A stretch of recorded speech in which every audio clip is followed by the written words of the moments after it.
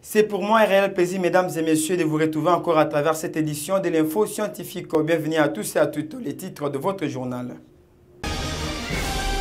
La faculté de médecine de l'Université libre de Kinshasa, ULK, a été déclarée parmi celles déclarées non viables.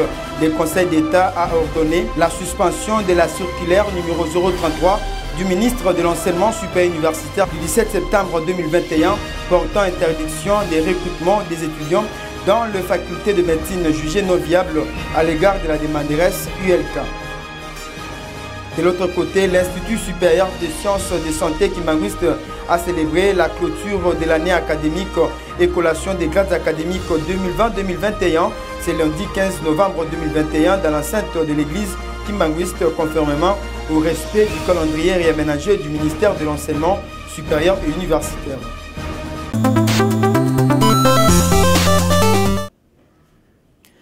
C'est tout pour le sommaire, mesdames et messieurs. Une fois de plus, bienvenue à tous et à toutes. La faculté de médecine de l'Université libre de Kinshasa a été déclarée parmi celles déclarées non viables. Le Conseil d'État a ordonné la suspension de la circulaire numéro 033 du ministre de l'Enseignement supérieur universitaire du 17 septembre 2021 portant interdiction des recrutements des étudiants dans les facultés de médecine jugées non viables à l'égard de la demanderesse ULK.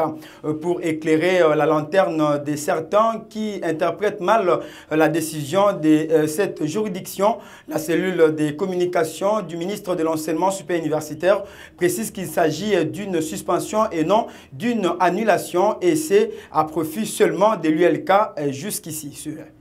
À travers une ordonnance signée depuis le 12 novembre par le juge Léon Odimoula et rendue publique à ce jour, le Conseil d'État a déclaré recevable et fondée la requête de l'Université libre de Kinshasa ULK qui opposait à la mesure du ministre de l'Enseignement supérieur et universitaire concernant sa décision portant l'interdiction des recrutements dans les facultés de médecine pour certains établissements déclarés non viables. Les juges des référés déclarés recevables et fondés la requête et en conséquence suspend à l'égard de la demanderesse la décision contenue dans la circulaire du ministre de l'ESU portant interdiction des recrutements des étudiants dans les universités dont les facultés de médecine sont déclarées non viables.